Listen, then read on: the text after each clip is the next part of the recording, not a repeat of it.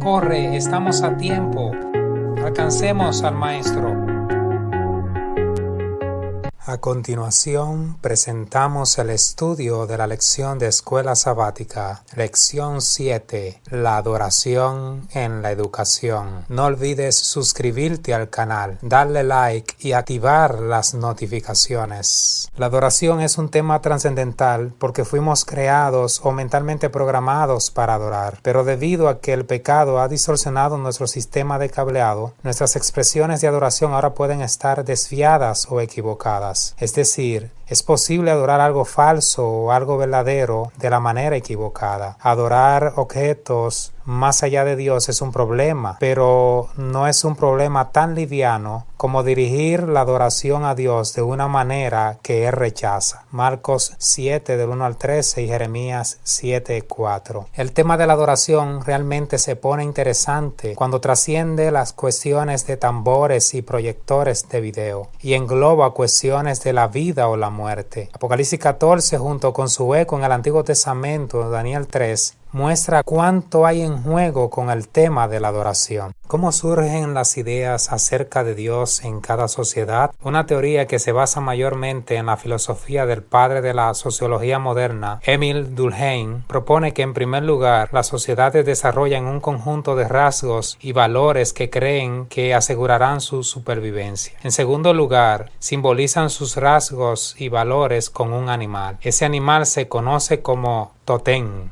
Son figuras hechas en piedras o madera, con apariencia de animal o de un personaje irreal, que representan las creencias de las civilizaciones y según ellos cuidan y protegen a la comunidad. Todos usamos el lenguaje totémico hasta cierto punto. En Occidente, por ejemplo, la gente dice cosas como fuerte como un buey o astuto como un zorro. La tercera etapa ocurre cuando poco a poco la tribu comienza a adorar al animal, que es una representación simbólica de sus propios rasgos y valores. Entonces, la religión no es más que una tribu de personas que se adoran a sí mismas. Cabe destacar que todos los cristianos creen que Dios es digno de adoración y hasta allí llega el consenso. Pero en cambio no hay consenso cuando se hacen los siguientes planteamientos: ¿cómo adorar? ¿Cuándo adorar? ¿Dónde adorar? En ese sentido hay dos extremos que debemos evitar. El primer extremo es llegar a la conclusión de que hay una única manera uniforme de adorar a Dios que abarca cada detalle minucioso, como cultura, circunstancia,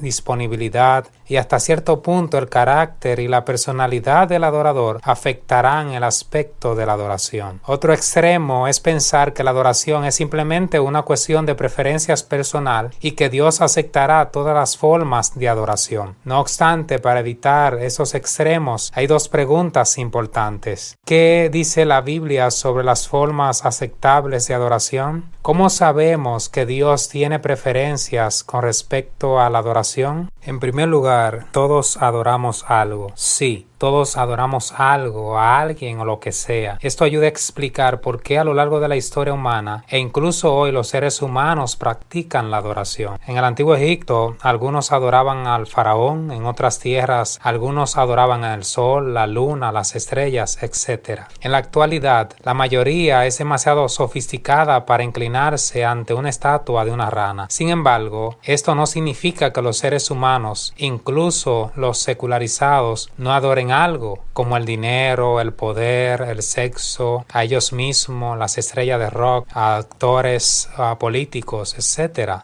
Aquello que amamos más es donde centramos más nuestra atención y es la razón por la que vivimos. Eso es lo que adoramos. El autor secular David Foster advirtió que si adoras algo incorrecto, te comerá vivo. ¿Qué nos enseña la historia de Daniel 3 sobre la importancia de la verdadera adoración? La adoración verdadera no consiste en adorar imágenes u objetos que no hablan, no ven ni oyen. La adoración verdadera es un asunto de vida o muerte, como lo fue para los jóvenes hebreos. En la adoración verdadera, el ser a quien adoramos interviene en nuestras vidas y en la historia. La adoración verdadera implica ser leales hasta la muerte a ese ser que es capaz de librarnos del horno de fuego algo o de cualquier situación, pero también capaz de suplir nuestras necesidades. Los 3 jóvenes hebreos obviamente se tomaron el segundo mandamiento de Éxodo 20, 4 al 6, tan en serio como Dios lo indicó. En Apocalipsis 14, 6 al 12, nos muestra que el desenlace final de la historia humana tiene que ver con la adoración. O adoramos a la bestia y a su imagen, o adoramos al Creador. Por eso el llamado del primer ángel en Apocalipsis 14 es adorar al Creador. Y el mensaje del tercer ángel es una advertencia contra quienes adoran a la bestia y a su imagen, y que quienes la adoren beberán del vino de la ira de Dios. No se trata de adorar a ciegas. Por otro lado, encontramos que los salmos en el Antiguo Testamento con el tiempo llegaron a desempeñar un papel importante en la vida religiosa del antiguo Israel. Los recitaban, los cantaban, muchas veces con instrumentos musicales durante los momentos de adoración, especialmente en la adoración pública. Los salmos son básicamente poemas, la letra de los cánticos. La palabra hebrea para salmos es tehilín, que significa cantos de alabanza. Es por eso que cuando entonamos alabanzas a Dios, estamos adorando al Señor. Según Salmos 78, 1 al 17, los padres debían enseñar a sus hijos la historia sagrada, contar los enigmas o misterios del Señor, con la finalidad de que los hijos aprendieran a temer a Dios, pusieran su confianza en Él y obedecieran su ley. Aquí vemos la educación en función de la adoración a Dios. Por lo tanto, la verdadera educación nos conduce a adorar a Dios y no lo contrario. En San Juan 4, 7 al 26 se registra la historia de Jesús y la mujer junto al pozo. Cuando Jesús se dirigió a la mujer junto al pozo, la conversación avanzó hacia el incómodo tema de las relaciones fallidas entre judíos y samaritanos, la adoración. Como lo haría cualquiera de nosotros, ella eludió ese tema delicado y redirigió el enfoque a preocupaciones nacionales. Por otro lado, Jesús muestra sabiduría y tacto cordial. Jesús está interesado en convencer, no en avergonzar o ganar una discusión. Él prosigue con una advertencia. Mas la hora viene, y ahora es cuando los verdaderos adoradores adorarán al Padre en espíritu y en verdad, porque también el Padre tales adoradores busca que le adoren. Dios es espíritu, y los que le adoran en espíritu y en verdad es necesario que adoren.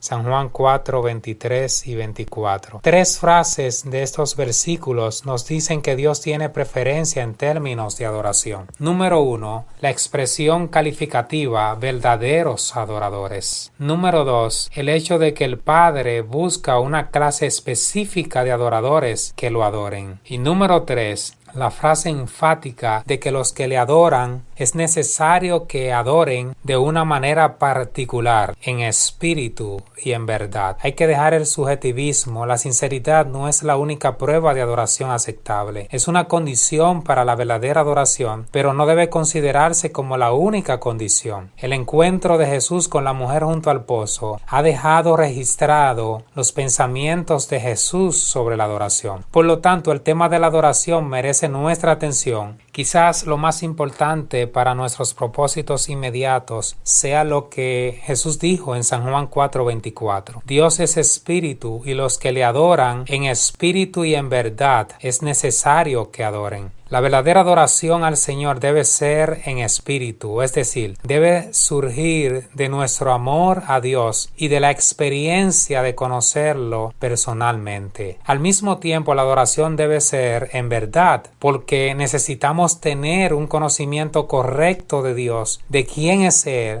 y lo que requiere de nosotros. En otras palabras, las doctrinas también cuentan. Cuán importante, por ejemplo, es saber que adoramos a un Dios que no quema a la gente en el infierno por la eternidad. El espíritu sin verdad es sentimentalismo superficial que se basa más en la emoción antojadiza que en cualquier otra cosa. Por otro lado, la verdad sin espíritu es formalismo inerte. Por lo tanto, necesitamos ambas cosas al momento de adorar a nuestro Dios. En el primer libro de Crónicas, capítulo 16, versos 1 al 36, encontramos un relato maravilloso acerca de la adoración. Allí hay cantos, alabanzas, sacrificios, ofrendas, búsqueda del rostro del Señor y su poder. También se hace memoria de las maravillas, prodigios y juicios que el Señor hizo al pueblo de Israel. La palabra hebrea para hermosura se traduce como adorno o gloria. El verdadero culto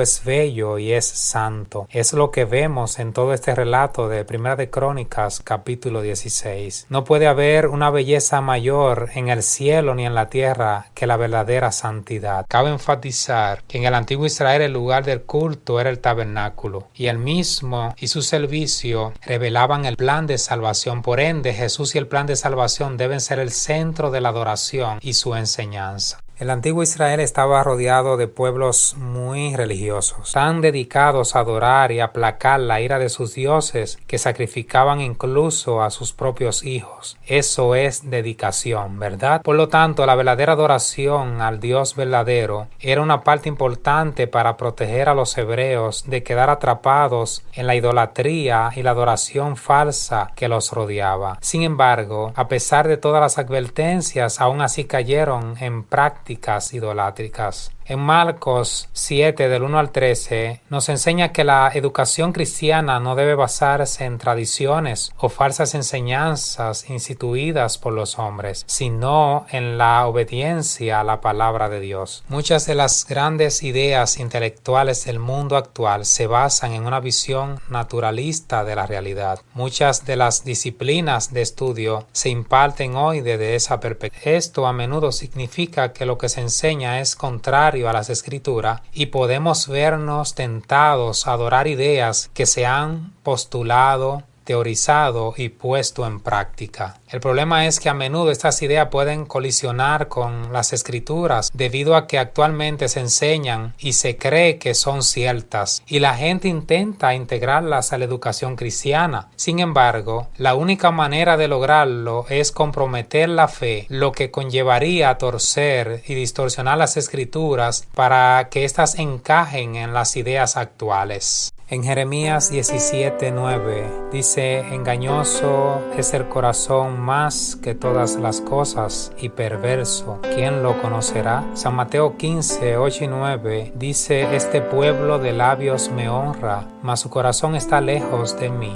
pues en vano me honran, enseñando como doctrinas mandamientos de hombres. Necesitamos examinar nuestro corazón. Necesitamos hacernos un autoexamen de conciencia.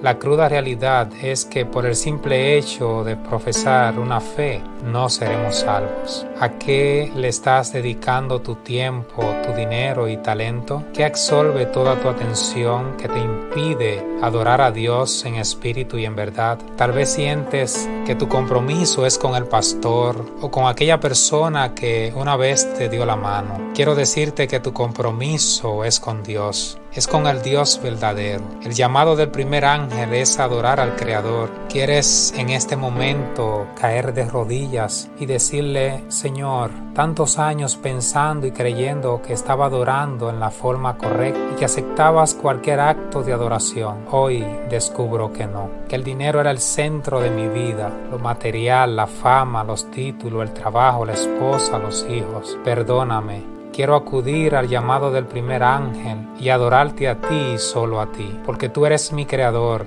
y ese es tu derecho. Entrego todo mi ser a ti en este momento. Quiero ser un verdadero adorador. Dios te bendiga.